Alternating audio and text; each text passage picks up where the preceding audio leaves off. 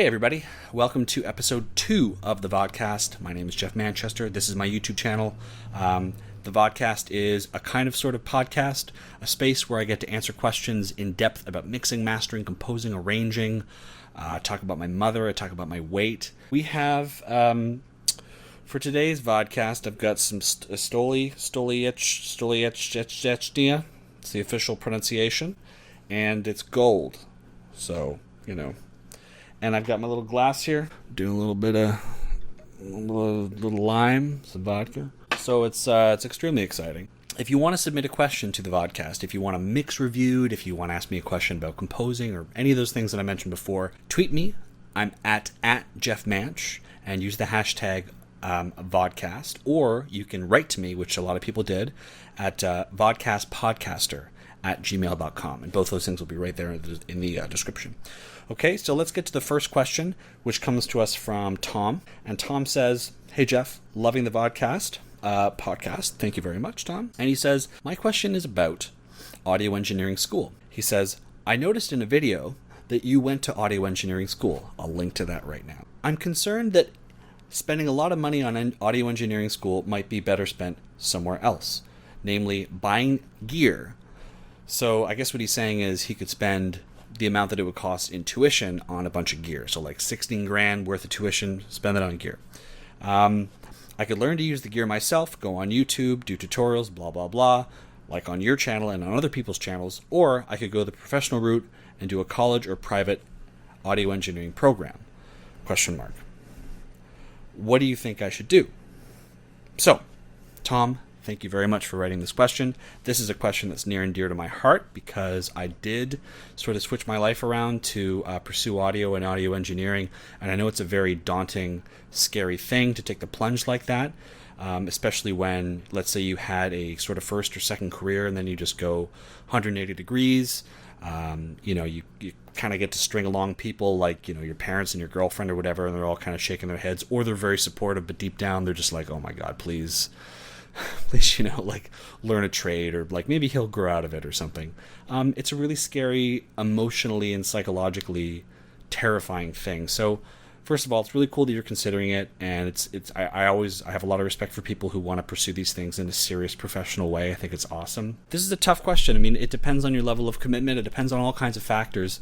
But here's an example I'll use, okay? So let's say that there's a guy named Matt, and Matt wants to be a translator. He wants to be an English to French translator, and that's what he wants to do. So he wants to learn the French language and then eventually get a job translating. Maybe he'll translate and transcribe movies for Netflix, so you get the little subtitles, or he'll do novel transcribing, whatever, okay? So there's one of two routes he can take. Route number one is for a year. He buys, Rosetta Stone, and he goes on lynda.com, and I don't know if lynda.com does language and stuff like that. And for a year, he commits and is self-disciplined and does nothing but eat, sleep, breathe, dream, French online tutorials, like I said, Rosetta Stone, blah, blah, blah. He self-learns. He does independent, self-directed studies to French, okay? So he's going to save a lot of money in the long run, right? He's going to have all these materials, but that's if he commits. That's if he can sustain that level of interest and focus specifically on just, getting up in the morning and treating it like a job. Have my breakfast, I go to Starbucks, I open up my Rosetta Stone, I do my readings, blah, blah, blah, blah, blah. Okay? So that's one route that he can take. The other route that he can take is he can, if he's in Canada, maybe parachute himself into some small Quebec community where there's no English, and that's going to cost money, right? It's going to cost money to get a train there and back. It's going to cost money to find a family to live with. It's going to cost money to attend a school where he's going to learn the basics of translation, and where he's going to, it's going to cost a lot of money to be in a completely French environment. But let's remember his goals, right? He wants to learn French, and he wants to get a job eventually, because it's not enough to just learn French. You can learn French, that's fine. But you want to get a job, get employed in the field, and then, just sort of take it from there and make it a career.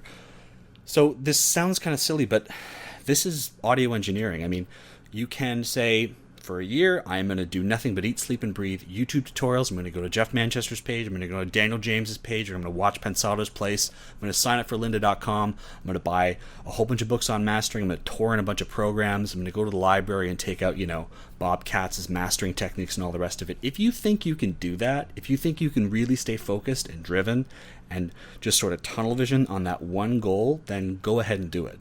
But let's say that you want to take a gamble and you want to, like I said, you want to parachute yourself into a small French community in Quebec, or if you're in Europe, you want to go to France for a year. It's going to be expensive, but you're going to meet people that are going to be important in your development as an audio engineer. You're going to meet people who might have opportunities for you down the road. For example, when I attended audio engineering school, I met a professor there who he made a bit of a swift exit kind of halfway through my term there, but I had his email, I got in touch with him, and he remembered me from the program, and he was like, yeah, I need an assistant audio engineer right now, and we're going to be miking up some strings in a kitchen, a bit little sort of 4-piece string thing. And the woman who was kind of organizing the whole thing, my composer, my teacher was a guy, but the woman who organized the thing, she was a composer, and she was doing this for a National Film Board documentary. So because I spent a big chunk of money and committed myself to going to school where I would maybe learn things that weren't so interesting to me, and I would spend a bit of time learning stuff that was super interesting to me and just sort of suck everything up, because I did that, I had the opportunity to meet, his name was Brian, and then I met the woman whose name was Leslie, and learn about the industry and get like hands-on experience miking, a 4-piece little, string quartet. It was amazing. And I went back to school the next day, and I kind of kept quiet because I didn't want to sound like I was bragging or whatever, but eventually I told people, and they're like, that's awesome, I got to get his email and all this stuff. I know people in the industry because I went to school. And because I was very disciplined and I did treat it like a job, and but all this to say, if you think you can sustain the commitment needed to self-direct your studies and be on YouTube every day and just treat it like a job or whatever, go and do that. But if you think that that's not for you and you want to spend money and invest in yourself, so to speak, then go to audio engineering school. There's pros and cons. I went to this there was this amazing restaurant in Kingston, Ontario, not too far from where I live, and it was called Luke's Kitchen, okay? And this guy had won, I don't think we Canadians get Michelin stars, I don't know, but he got like the equivalent of that. He had like prestige and all this other stuff. He was, I think, 16 or 17, and he opened the restaurant with the help of his mother, and my buddy went to do a documentary about him. And this is like a huge, amazing like gastronomy restaurant or whatever. He had never attended a single cooking class in his life. He had never been to school. He didn't apprentice anywhere. He didn't do any of that stuff. You know what he did? He says, I don't know why people go to cooking schools, because there are such great books out there that teach you how to cook. Literally. And then on the strength of his knowledge and through the help of his mother, obviously she made a big investment to open a restaurant there. He opened a restaurant in Kingston. It totally took off. And now he's in Toronto working at a new kitchen. I haven't been to it yet because I can't afford fancy food or whatever. But there's an example of someone who had the discipline and commitment to just sort of stay the course and learn everything on his own. I think he was just going to the library every day. So there you go. I'm not trying to stack the deck and make it sound like, which do you think is better? Like, obviously audio engineering school is better because that's stupid. Everyone has their own path and their own trajectory. Choose which one, really examine yourself and your tendencies and your habits, and choose the one that you think, the path that you think is best suited to who you are as a person. Because, I'm 30 now. I'm not like an old man or anything, but things speed up as you get older. If you're 17, 18, summer feels like forever, and you have a lot of time, you can change your mind and stuff like that. But when you get older, things really pick up. And so you really kind of get a fire under your butt to start making, choices. And anyway, so choose one path. There's other probably little alternatives in between. You could do self-directed / online courses, blah, blah, blah, blah. But I think that for the purposes of getting a job and getting connected, that's what school was for me. School was a $17,000 networking opportunity. And has it paid off? I've only been out of school for 5 months. I don't know.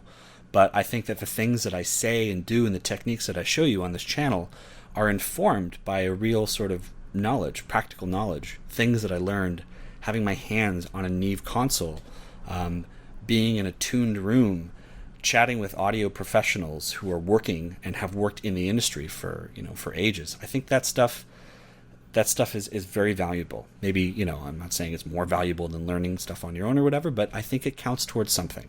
But it depends on you. It depends on what you're able to handle, and be honest about that, So I hope that helps you. I don't know if it does. I need a sip of vodka here. Refresh myself. Okay. Question 2 comes from Mookie Thompson, and he says, I have a Vodkast question. He sent it to the vodcastpodcaster@gmail.com. Thank you, Mookie.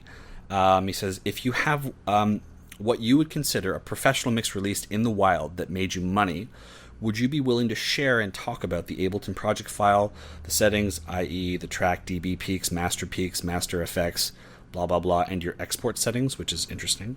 But, okay, to answer this question, I thought that I would have such a project in the wild right now. I've been working on a mixtape with a guy named Travis Bowe, really talented guy. I'll link to him, I don't know, on the screen or something. The project is kind of on ice due to reasons that aren't really interesting for this podcast, but it's going to happen. So this is a mixtape. I mean, the guy was on I don't know if you guys are like hip hop fans out there, but the guy he rapped for like Sway in the Morning Breakfast Club in New York City. So he's very well connected. He's got a lot of support and love behind him, and I'm mixing and mastering the whole tape. So we've just been trying to work through getting this tape out, and it's been a bit stressful because there's other things happening. But Mookie, thank you for submitting the question, and I actually plan on doing a whole mix tutorial for one of the tracks that I mixed and that will probably end up being the single. So that will be like a sort of video answer to this great question. And anyway, I could have just skipped the question, but I want to say, Mookie, I saw it, and I will definitely probably notify you by email once that video comes out. So this way you can learn. Now, whether or not you think it fits your criteria of in the wild and maybe a bunch of money, I don't know. But I did and am continuing to get paid to work on this project. So hopefully this will satisfy the sort of curiosity you have here. So anyway, Mookie, thanks for the question. Let's move on to question 3. Okay, question 3 comes to us from Daniel Egan. Thank you, Daniel, for writing me. He wrote on the vodcastpodcaster@gmail.com. I have to keep mentioning that for some reason. I've just told myself I have to keep mentioning it. Hey, he says. Hey. What he wrote was, great video. Would you be willing to talk next time about how you started getting film score jobs, especially paid work? ? I know I'm not the only person who has the technical ability, but not the business prowess you need to get the jobs and make at least minimum wage out of them. Thanks very much. I greatly look forward to your next video. Dan Egan. Well, Dan, this is a funny question. This is a question that I get asked all the time. And I hesitate to really do a video on it or anything, not because I don't want to reveal my secrets, but here's the thing. This industry is in a weird state. I mean, I've been composing for about 2-3, well, I don't know. I've been making music all my life, but I've been composing for 2.5-3 years, and then finally changing everything in my life so that I can only focus on composing for 2 years. So in those 2 years, I've taken steps to make sure that I am marketable and I am attractive to people who want to work with me and all the rest of it, because like you said, I think you worded it really, really sort of well. You said that I know I'm not the only one with the technical abilities to compose. And you're right. There are thousands of pasty white, pudgy people, how's that for alliteration, sitting with a microphone and a pretty good MIDI setup and speakers and all the rest of it. And a lot of people they kind of crap on that. They're like, well, you're all in the box, have analog gear. Well, it's you know what? If you know what you're doing, and honestly, imagine all the plugins you had. If you rip them all out and turn them into physical manifestations of those plugins, you would have $1 million studio in your room. Okay, that's the truth. So you have a laptop, you have a studio, blah, blah, blah. So don't let anyone kind of poop on you for that. Now, what I'm getting at is there really isn't anything that separates you from the other guy playing music or whatever, other than the fact that you're you. You know what I'm saying? Your taste in music, your personality, your working habits, your professionalism, the amount of tact you have, the amount of self-awareness you have into how you behave and how you communicate with people, that's what separates you from somebody else. It's not the gear, it's not the plugins, it's not the speakers, it's not that they have a really hot girlfriend, it's you. And that's why I do things like, for example, I have a commercial that I did for myself because I realized that no one out there, no composers really have commercials for their services. It's all some guy going like, check out my SoundCloud. It's like, all right, cool. We can hear that you're composing and you're doing a good job, but when you're asking for work, you're not really selling your services as much as you're selling yourself. You're establishing a reputation, and it's like a date, and you have to decide, yeah, like this guy makes a lot of money, so did the last guy, but like, does he make me laugh? Is he smart? Does he listen to me? Like, those are the things that separate people. You know what I'm saying? Like, he might have a nice car, so did the last guy. He might have a nice job, but it's the other things in between that separate you from other people. So I try to find the things that separate me from other people and make sure that I really stand out in my field. So the commercial was the one thing. No one has a commercial. I have some friends who shoot movies, and they've got a nice rig, and they owe me a lot of favors. They didn't owe me any favors, but they owe me a favor. So I was like, yes, let's do a video. So I went and I found a studio and I shot there. And by the way, if you're ever going to do this kind of stuff, if you're going to like shoot on the fly or whatever, or like let's say you want to record Foley, in like someone's house or whatever, like just do it. I know it's kind of bad to say that, but there's a maxim that I really like, and that's that it's better to beg for forgiveness than to ask for permission. You know what I'm saying? So let's say you're like traveling with your buddies in like California or something, and you want to go into this awesome, you get this review online said that like this really cool dirt path that leads to a waterfall, and I don't know California, but if you like go to like Border Patrol and say, hi, we'd like to, like, they're gonna say no, just do it. And then if you get caught, you're like, oh, we didn't know, sorry. That way you get the experience. So if you're gonna like collect impulse responses for like a convolution reverb in like your subway system, just go and do it. And if you get caught, then you'd be like, yeah, I don't know, I was just checking it out. And then you have those impulse response. You know what I mean? It's better to beg for forgiveness, because if you just ask someone to do something, they're going to say no. So anyway, what am I talking about? I'm talking about how to get jobs as a composer. So anyway, we shot the video, and now I have a commercial. Now no one else has a commercial. So now I have that. So the next time someone posts a thing and says, hey, I need a composer, 10 guys are going to go, I'm an award-winning composer, my fee is $10K, like, have a nice day, here's my SoundCloud page. Whereas I'm going to be like, I'm a composer, check out my channel. You get to know me instantly. You see the video, you hear me talk, you get to sense the level. I'm not trying to pat myself on the back here, but like, you sense the level of passion and interest and all the rest of it, and that instantly separates you from everybody else. And I've done exit interviews with my clients where I'm like, what is it about me that stuck out? And almost everyone says the video. Almost everyone. Other people are like, well, we didn't really see the video, but we went to your SoundCloud, we like the music, whatever. But that separates you. What else separates you? How quickly you respond to emails. You wouldn't believe how many flaky people are in this industry, and they're making way more money and they're way more connected than you are, but they don't turn in work quickly. They don't respond to emails. And when they do get the emails, they don't really read them, and they'll write back, and the other person's like, did they read what I just, like, I didn't ask them to do that. I asked them to do this.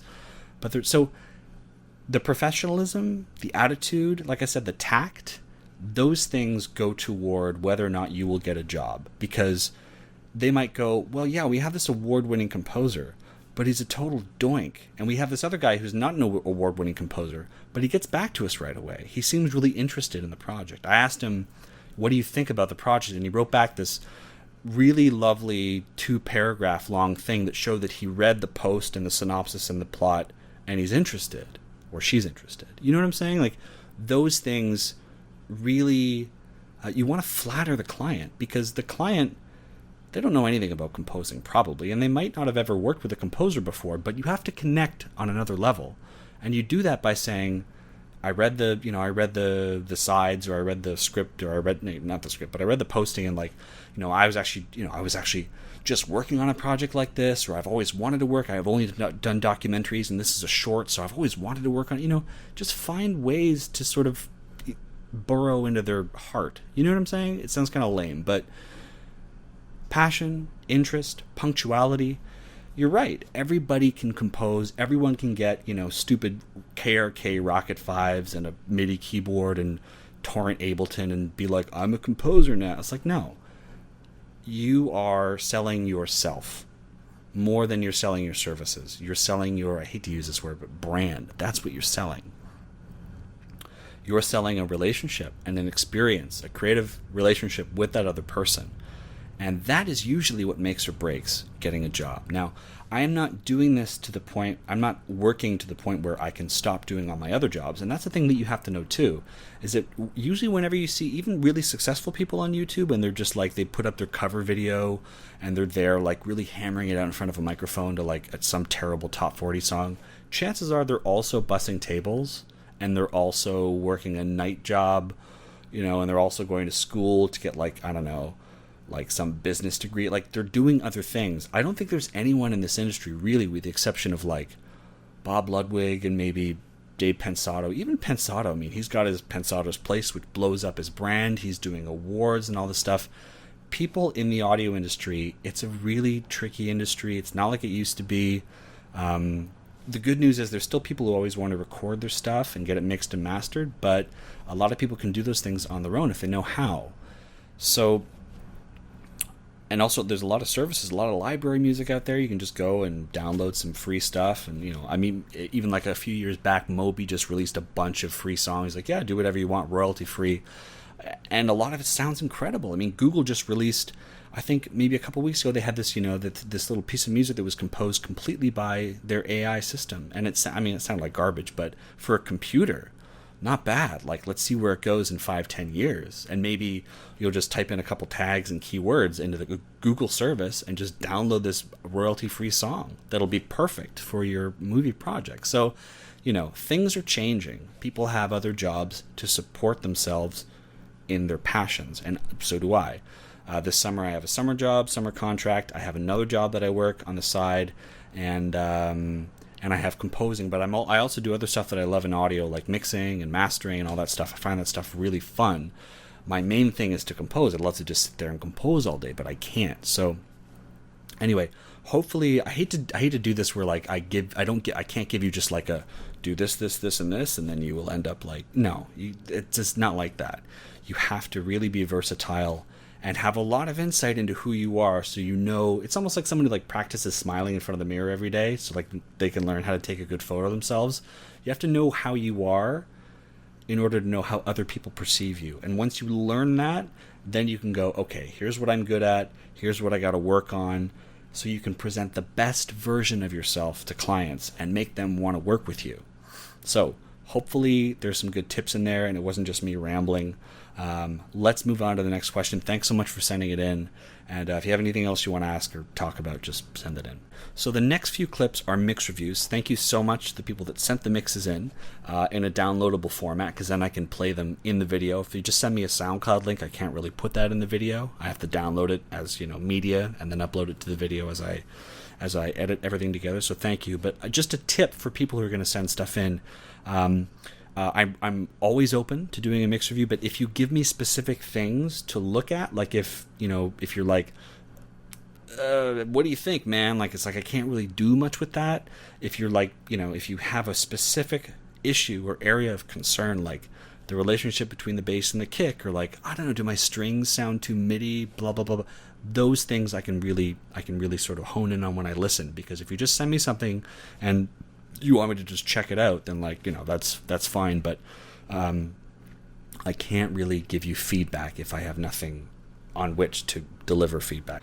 Okay, let's start with the first mix review. This comes to us from Lawrence Dowling Lane. I don't know if it's a guy or a girl. I don't know if I pronounced it right, but I know that I got some vodka. He writes, "Hey Jeff, I've been watching your videos for a while." It's kind of creepy. No, I'm just joking. And just happened to see your post on our Ableton today. Just want to say that your videos have been a godsend in terms of learning. Thank you very much. I watched the first Vodkast and it was fantastic. Thank you. Here's a link to my latest track. He says, or she says, overall, I'm decently happy with it, but I wanted to ask if you had any tips on creating space in a mix and making sounds wider, since I feel I don't have a great grasp on the subject. Okay, well, let's have a listen to it, minute and 30 seconds or so, and then we'll come back, and I'll give you some tips on what I think you should do to create space and width and depth in a mix.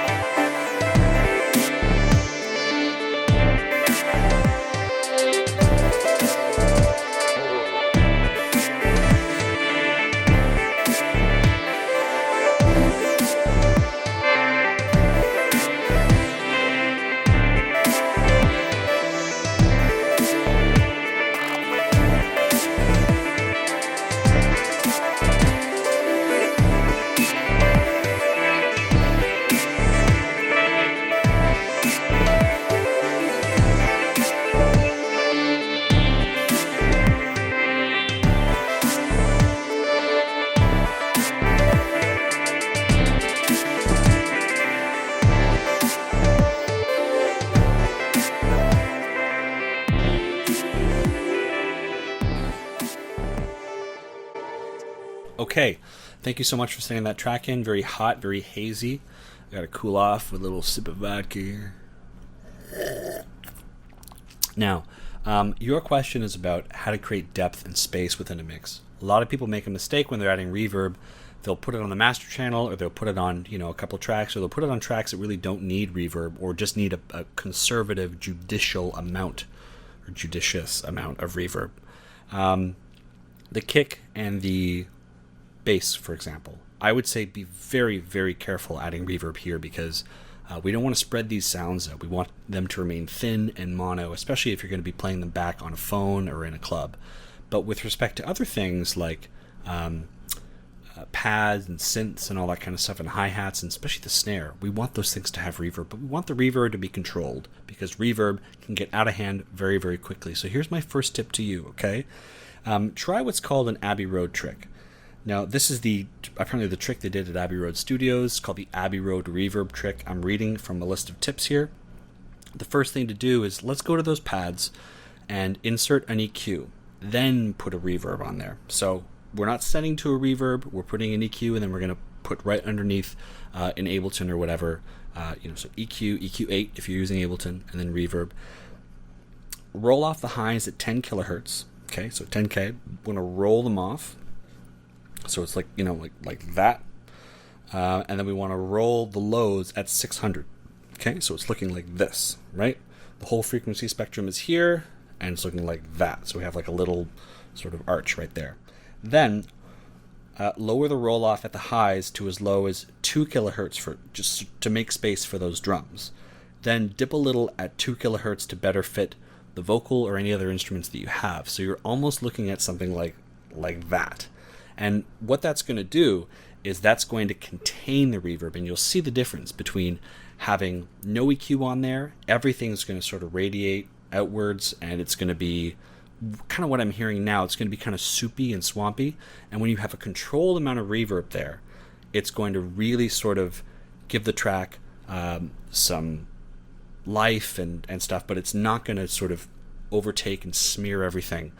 So that would be my tip, the Abbey Road reverb trick. What I might do is just link to what I'm talking about in the description for your question, so you can better sort of understand what's going on there. But EQs are a great way to sculpt and mold reverb so that they don't dominate everything and the roots don't spread out and just kill everything else. The other trick I would have for you is do something called fader throws, and this is big in dub music. King Tubby and all this sort of stuff.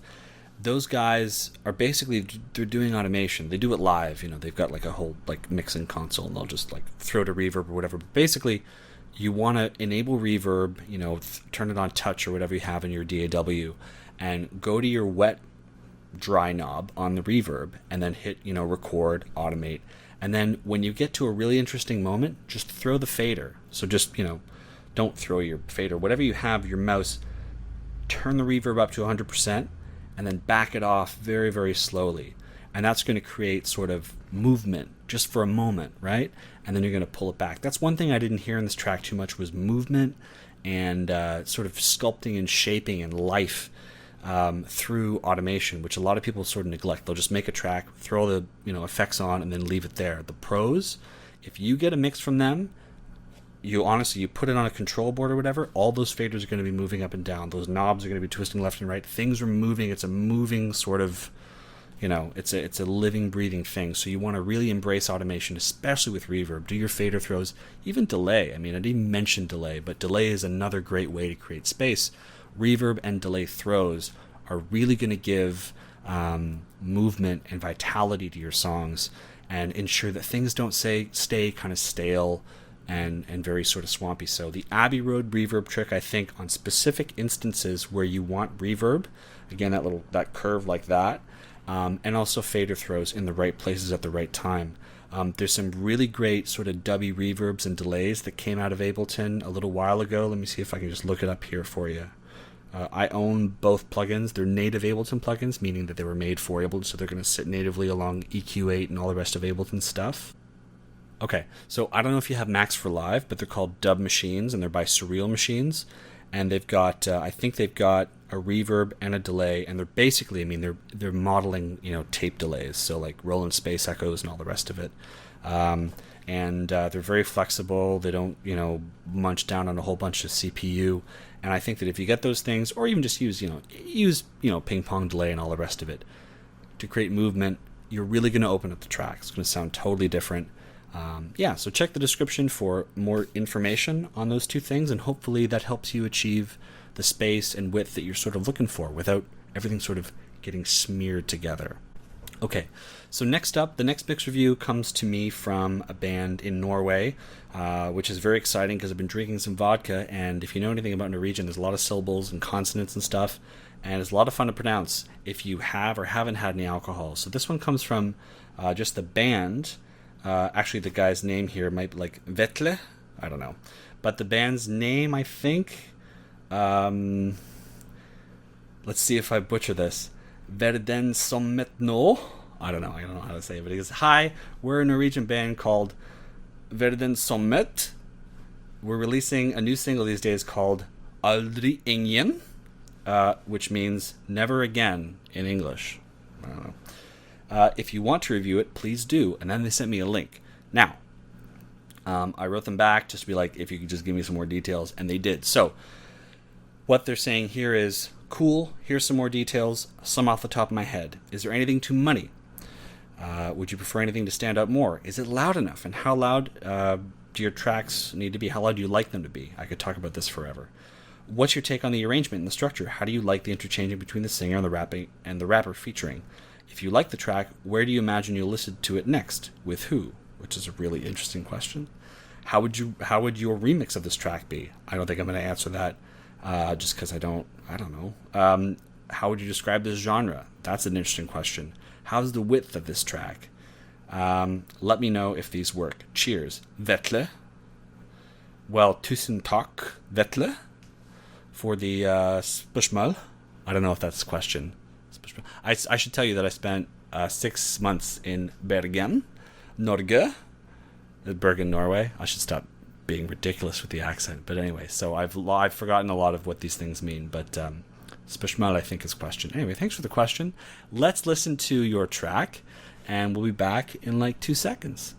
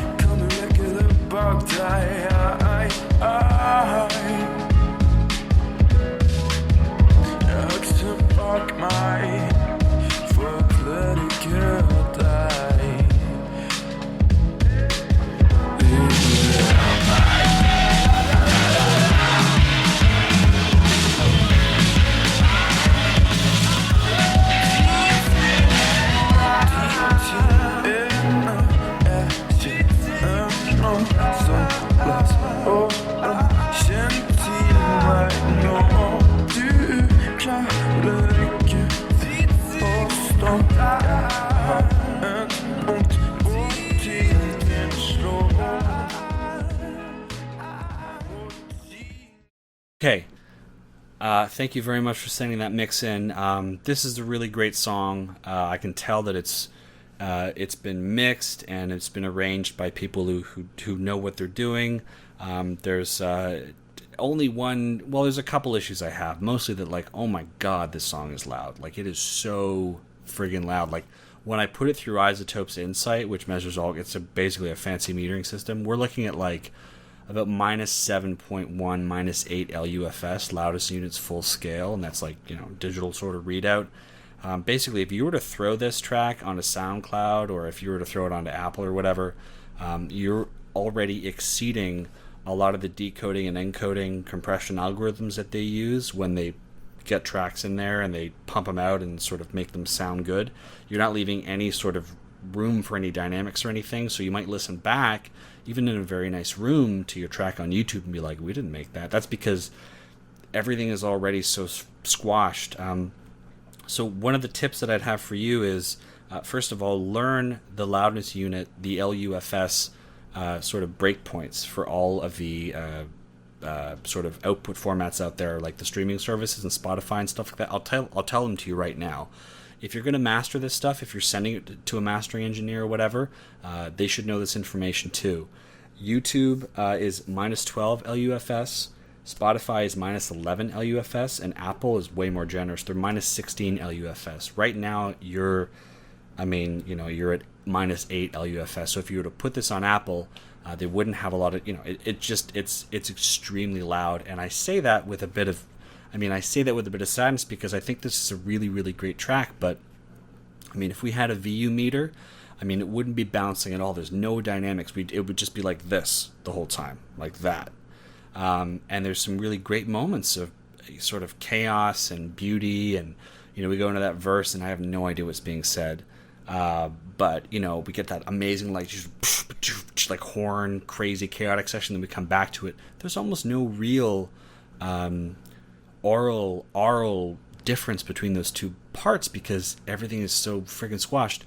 Now, I know that we're getting into another discussion about loudness here that I could go on about for days, and I know that it's difficult because a lot of people, you want to be competitive. You want your song to sound as hot and as loud as the next guy, but just remember, like, the radio, Spotify, they don't own the volume knob, okay? You do, and I do. And if I want to go louder, I'll just turn it up. But as someone who mixes and masters and listens to audio and composes all day long, like, I have a very tender, sensitive ear for dynamics.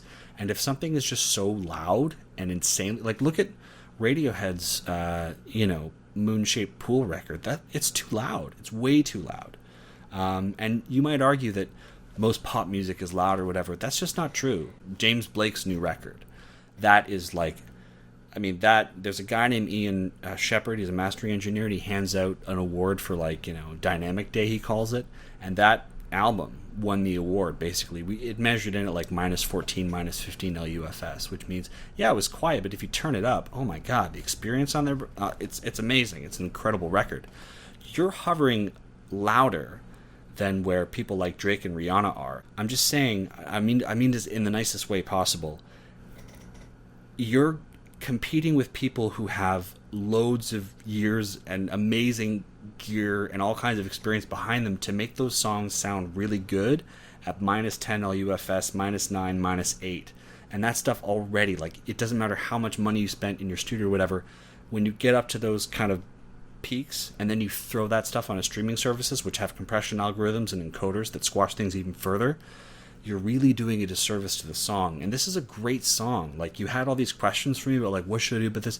I wouldn't change anything. The arrangement is really beautiful. If I'd say anything, like, we need to kind of separate the rapper from the vocalist, especially in the second half of the song, because there's a lot of chaos, and I think that chaos is good, but controlled chaos is even better. So you have the one guy sort of rapping and the other guy in the background. Maybe just turn the singer down a touch, you know what I mean? a good example of a song that has chaos but control would be Radiohead's not King of Limbs, but Tree Fingers off of Kid A. There's a song that's like insane. We've got horns, same kind of instrumentation. I think there's a lot of DNA between your song and Tree Fingers, but there's still control. We're getting fader throws, we're getting automation. Not that there isn't automation here. I can tell that there is. But that track has a lot of dynamics. It has a lot of life. It's breathing. It's moving back and forth. I would say aim, if you were gonna, I don't think you have to remix this song or remaster it. Maybe you want to back off a bit on the limiter, but there isn't really anything I would change about this. It sounds like it's ready for the market. I think you sent it to me knowing that, I would like it and other people would like it. And I'm sure that if you played this for me, you asked who would I play this with, who would I listen to this with anybody. I mean, I'd send this track to people I've been going to school with for a while and they know great audio and I'm sure they really dig it too. But it is extremely loud and you have to be careful because you want those things to, that's what mastering is. Mastering is making sure, it's not making things louder, it's making sure that things sound great on any output device and format. And unfortunately, we're dealing with streaming services that have not agreed upon a basic loudness standard. Like I said, Apple's minus 16, YouTube is minus 12. We're dealing with different things. So it might sound great on your system, but the minute you throw it on to YouTube, some of those really awesome moments are just going to get lost in a sort of trap of compression. So be really careful with that. But hope it didn't piss you off, man. I think this is a great song. I just think that it's way too loud. And you ask, well, how do I approach loudness? How loud do I like my songs to be? Okay, here's my answer. When you're mastering songs, find a song that you really like. So put Tree Fingers on. And that's what I do. Or take a song that you really like. I don't know, go for a rap song or something else. Let's say you're going to do this all over again. Get a rap song, great reference song, okay? Sounds great on your phone, in your car. Sounds great everywhere, okay? That's the important thing, reference tracks. Take that song, get a loudness meter of some kind. Isotope makes a bunch. You can get them, download them for free. And then make sure that it's doing LUFS, not RMS. RMS is like old. That's like root mean squared. That's an old way to measure loudness. Now the agreed upon loudness standard as far as metrics go is LUFS. So loudness units full scale, okay? Isotope makes a good one, like I said. I'm trying to think of a few other. Brainworks makes a metering system. I don't think Ableton has one yet. But anyway, Insight by Isotope. What else? Anyway, whatever. You can find some. Ian Shepherd has one too. Anyway, so get your reference song in there and then adjust the loudness so that it hits minus 12 LUFS. Okay? So adjust the loudness of the reference track so that it reads around minus 12 LUFS. Then bring in the track that you're about to master and then adjust your monitoring at a comfortable level. Right now, minus 85 dB is like the level for reference or for mixing. When you're listening to stuff back on your monitors, and that seems to be the agreed upon thing. You don't want to go louder than that because you could really damage your hearing and stuff. And take breaks every I forget, it's like the 10 to 20 rule or 40 to 10 rule. I don't know. For every 40 minutes, take a 10-minute break. Take breaks. Don't blow your ears or whatever. So minus 80, minus 85 dB listening. You can buy a cheap dB meter for your phone. They're not very good, but you can get a pretty good sense of where things are loudness-wise on your referencing or whatever. But make sure that the level that's reading back in your on your metering is minus 12 LUFS. The reason I'm saying that is because, and now you might say, well, Drake's track on the radio, which is where I want my song to be, that's minus 9. The reason I'm saying minus 12 is because, I'm a bit of a dynamic, snob. To get a really awesome mix at minus 8 or minus 9 LUFS takes a lot of skill. I'm not saying you don't have it, but it takes a lot of skill and practice, and you have to be really good at what you do. Otherwise, you're going to send stuff off, and people are just going to be like, this sounds squashed and terrible. Next. So at minus 12, you're ensuring a lot of headroom, you're ensuring some dynamics, and you're also ensuring that when you translate, when you send those things out to Spotify and YouTube or whatever, you have a lot of headroom, and they're going to bring the volume up. Like I said, they have cutoffs. They're going to bring the volume up, and your track is going to sound really great, and if people have to turn it up, then that's That's their choice. That no one's going to change the channel because it's not loud enough. They're going to change the channel because it sounds too shrill. It sounds awful. If they dig the song and they dig the soul of the song, they're going to turn it up, and that's fine. Don't get caught up with this loudness stuff. Go to -12 and then adjust your metering and your reference level listening back stuff. Adjust that so that you get a good idea of how loud things are. When everything comes in and all your reference tracks, you adjust them to -12 dB, or -12 LUFS, then you'll train yourself to know how loud things are. That's a really good tip, I think. So that's how loud I think the song should be when you're mastering. Aim for -12, because when you give it to those other guys, they're going to bump it up maybe a dB and a half. So anyway, that would be my tip. Again, I hope this wasn't too mean, and I kind of digressed into this weird dynamic rant, but I think this is a great song. Don't hurt it by making things too loud and squishing it up too much. So anyway, hopefully you're still going to subscribe to the channel and not hate me. But if you hate me, it's okay. That's fine. Oh yeah, sorry. What genre would I put this in? I don't know. Like R&B, jazz, funk. I don't know. It's a great song. It's like genres you don't really need them anymore. It's just like, here's a great song. You know, a lot of people listen to a lot of different kinds of music now because you've got the internet. So now it's almost like I don't know. You'd think of Suicide or Can back then. That was like post-punk, but they were never like saying, "Oh yeah, we're a post-punk band," like we're a post-rock band. Like, no, that was just the kind of music that was, and people were like, yeah, I like them, I don't. So don't worry too much about genres and tags on SoundCloud and stuff like that.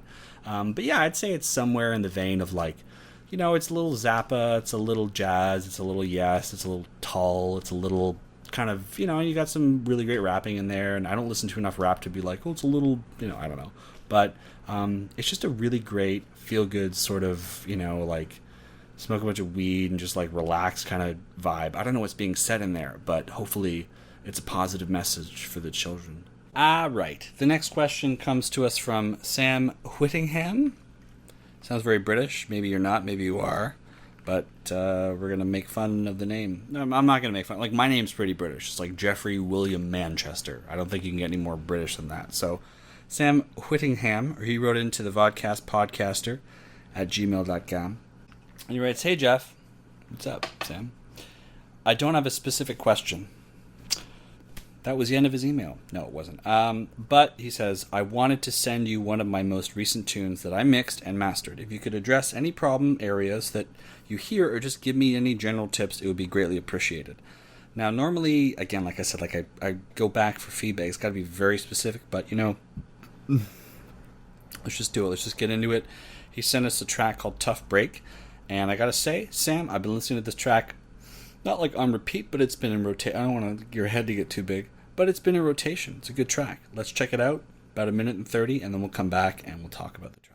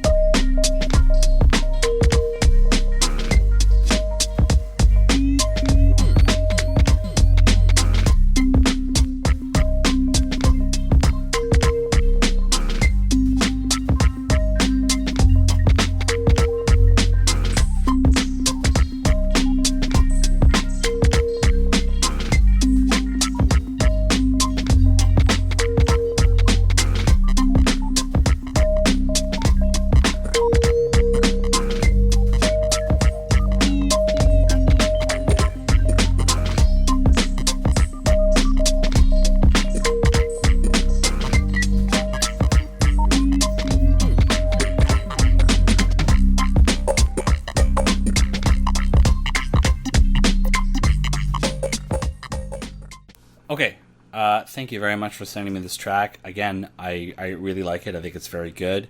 One of the reasons I like it so much is because it's a good example of how to arrange and manage bass information. I think you did an excellent job of this, because a lot of people, especially with dance music, hopefully you don't hate me for calling it dance. It's more, I don't know, is it more like future? Obviously the song is like, Tough Break, it's a break beat, but it's kind of got a future kind of hip hop vibe in there. So a lot of people kind of go overboard with bass, or they'll overcompensate somewhere around 100, 200 hertz or whatever, but the bass is very carefully managed. And if everyone can listen to this track who's watching, just to get a sense of how restrained the bass is, I think they'll learn a lot. I don't know how you mix it or what choices you made, but you made some very good choices, because when I play this back, everything, especially on an EQ, all the frequencies are very well represented. We're getting equal energy and everything. There are some issues that I have.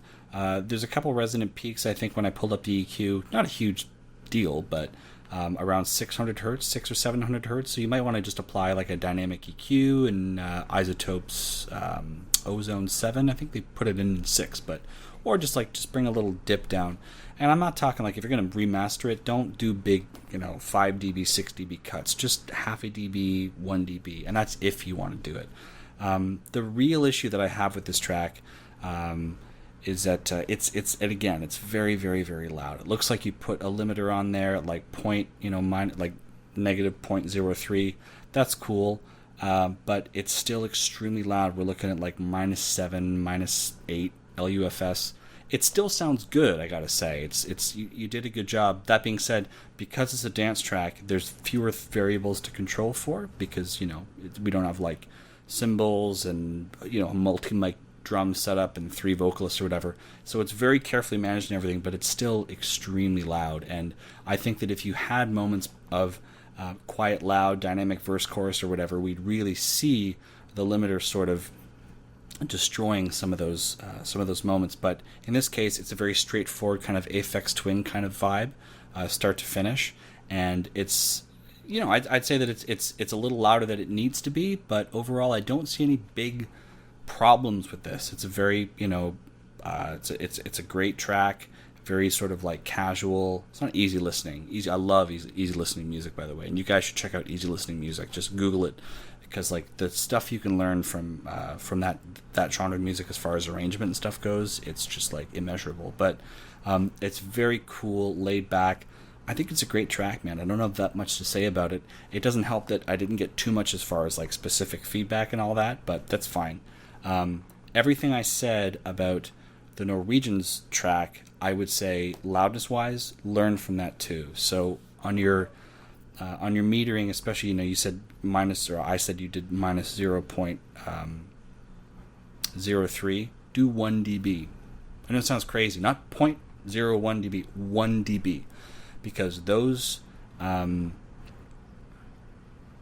encoders on the streaming sites, they're going to push everything up. They're going to normalize the loudness, and it's going to sound squashed and ridiculous. So if you give them minus 1 dB, 1 whole dB of headroom, you're going to be in a really good space. So that's what I would have to say about this track. But anyway, tough break. Not a tough break. An excellent opportunity. Did a great job. All right. The next question comes to us. It's a mixed review, and it's from Joey Parento. I don't know if that's Joey Parento or Joey Parento. Parento. It's just fun to see French names and pronounce them with a French accent. So he says, sorry for the delay, because he wrote me and he had the song and everything. Work has gone a little nuts for me. I don't know why I'm reading this out, but anyway. I'm basically saying, reading this out to shame you, because you have no excuse.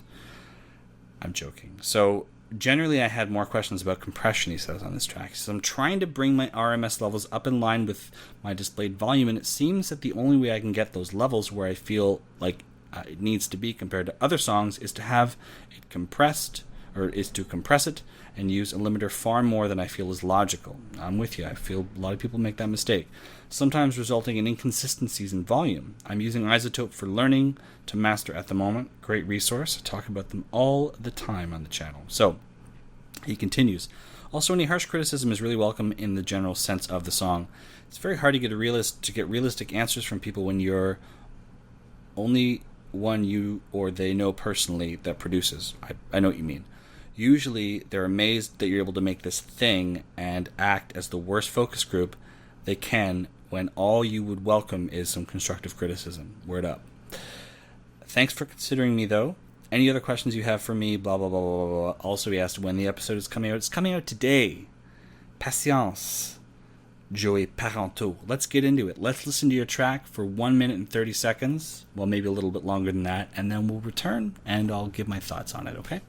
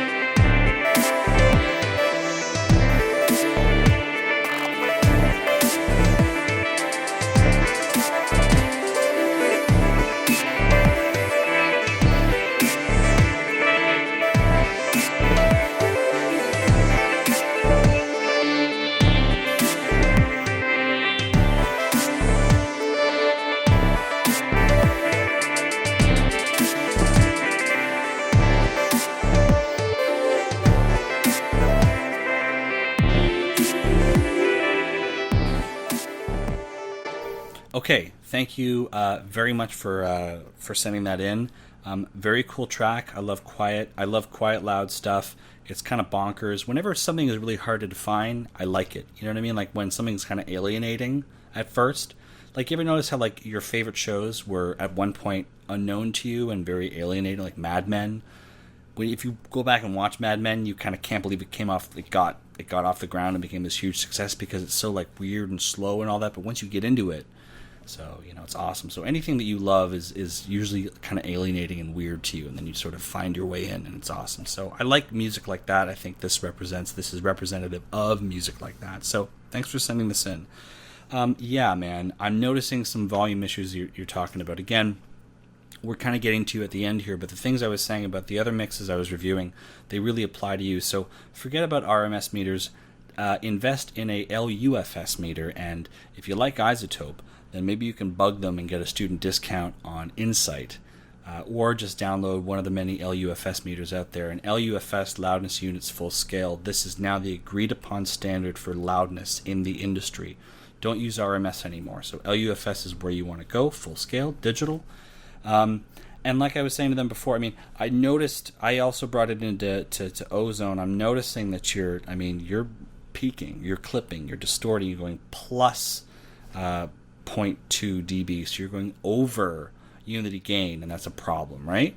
Because you want to bring that onto SoundCloud or whatever, it's going to sound really crunchy and totally betray all the emotion and work and stuff that you went in when you were making the song, and so that's a problem. So I would say that, kind of like I was saying before, set the ceiling of your limiter not to 0.03 or 0.01, minus 1 dB. I know it sounds insane, and I know a lot of you guys are just like, that's ridiculous, it's not going to be competitive. It is, trust me. And people, if the song is good, they'll want to turn it up. I'm kind of becoming a dynamic snob, and it's it's affecting me in a weird way. I don't really know if I'm comfortable with it, but like, I'm really starting to see the value in it, because I go back, I listen to all these other songs, and like, I'm like, there's a reason I love the James Blake record. There's a reason I really love Uptown Funk, and I didn't know it before, but it's because they have way more room to breathe and pump and pulse and other, Radiohead, it was such a sad thing. I mean, I was kind of wondering why I wasn't getting into Moonshaped Pool. And I think it's probably because it's too friggin' shrill and insane. Even the Grimes record, which I loved at first, I started to not like it that much. And I was like, the songwriting is there. She's really hot to me. I don't know, to each their own, right? But she's a babe. The songwriting is there. The mixing is there.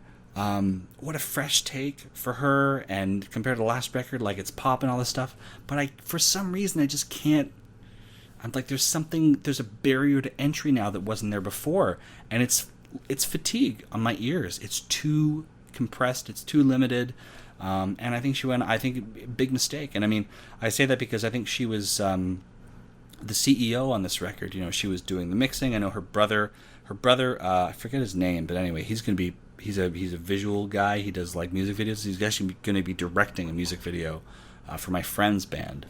They're called Lavender. So, it's very vertically integrated. So you have like, she's doing the tracking and the mixing and all this stuff. And then like you get to the mastering, it's like, ugh, like it's anyway. So don't let your song be a casualty in the loudness war. If you don't know about the loudness war, I Google that, Metallica, who I loathe, I think they're garbage, but a lot of people like them apparently. No, a lot of people like them. They have a record called Death Magnetic. And this is largely considered to be the worst sounding record of all time because it was mastered to poop. It was horrible. They went overboard. Andy Sheps mixed it. I don't know who mastered it, but it's so bad. And even Metallica fans got together and like petitioned the band I think they sent their CDs in en masse. Like they returned their CDs to the label or whatever, saying this is garbage. We want a good sounding record. And anyway, they just, that was a casualty. Don't let your music become a casualty of the loudness war. And don't think that you need to have a track that's ready for the radio. Like the radio has some kind of, it's make or break, win or lose. If your track isn't loud enough, it's not going to be played. That's actually a myth. If you want the radio sound, that's not coming from you. It's going to come from the radio because there's this thing called an Optimod. And it's basically a tool that ensures carrier quality and signal strength in areas where there might be low reception. And what it's doing is it's acting as kind of a compressor and a limiter and a multiband. Like, it's just acting as this thing that sort of squishes the song together to make sure that the integrity of the signal of the broadcast is maintained if you're in a crappy area or whatever.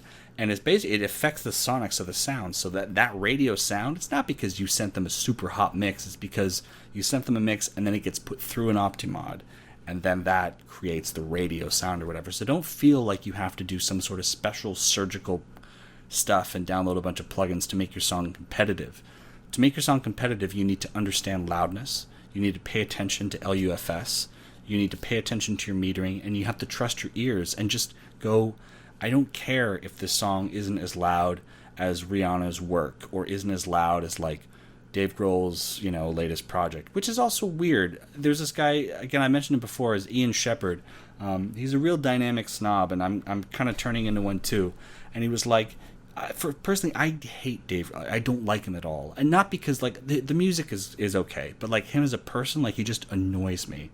But he's always going on about like the purity of tape and like Sound City, and like, wouldn't it be nice if we could all go back to the old days of like recording on Neves? Like, yeah, we all have access to a Neve, Dave, and like 25,000 guitars and all this stuff, and like the best studios in the world. But then you listen to his stuff and it sounds like garbage. I mean, the song and the arrangement is interesting, whatever, but like it sounds horrible. So I don't get why he's like this big advocate for like real sound and like, let's get back to rock and roll, y'all. And you listen to it and it's shrill, overcompressed McDonald's fast food syrupy crap. I don't know why. Hopefully people aren't leaving my channel in droves now that I diss Dave Grohl, because I'm sure he watches. But don't become a casualty of the loudest war. Don't focus on the arrangement. Focus on the songwriting. And you've done that, man. You've done that with this song, I can tell. And really be proud of that. You should be. And then focus on loudness in a different way. Don't approach it from being, how can I make sure that I'm competitive? I will tell you that if you gave this track to a mastering engineer and you said, hey, Gina, because she's going to be female in this case, Gina, I don't care about loudness. I want this track to be dynamic. I believe in this song. I believe in the soul of it, and I want this track to be dynamic. I want people to reach for the knob and turn it up and to really feel the song pumping and breathing as I intended it. I don't care if it isn't as loud as everything else out there. I swear, a giant grin will form on their face, and they will be so excited to deliver you a mix that is dynamic and all those things, because they too are getting tired of signing their name and attaching their name to stuff that is way too friggin' loud and shrill and obnoxious and ridiculous. We have to sort of get back to a place where not everything is, like listening to a song isn't akin to throwing a blowtorch in your ear. So I think that, I don't know what I'm saying now, but let's get back to dynamics. You can do it because you own this track and you can go back and remaster it. Look up Ian Shepherd, look up Dynameter, look up plugins that help you retain the dynamics of your song, and I think you'll get back some of the stuff that was lost with the master that you did before. And again, RMS, don't worry about that anymore. LUFS is your new homework. So that kind of concludes this episode, this very long, ranty episode of the Vodkast. I hope you learned something. I hope I didn't piss too many people off. I'm more than happy to continue listening to mixes. I love that you guys are sending me stuff. Please share this. I know it sounds weird, but I can't, if I try and post this to Reddit, it gets taken down immediately because they think I'm trying to promote myself, and I am trying to promote the channel, but it's your mixes and your questions. So if you want to write in, tweet me at Jeff Manch, use the hashtag Vodcast, or write me a question at vodcastpodcaster@gmail.com. That's it for me. More videos to come. Have a great 4th of July, all you Americans. The Brits, sorry about the Brexit. That sounds insane. And it was just Canada Day here, and it's Pride today in Toronto. So hope you're having positive, healthy, happy sexual experiences with the people you love. Podcast.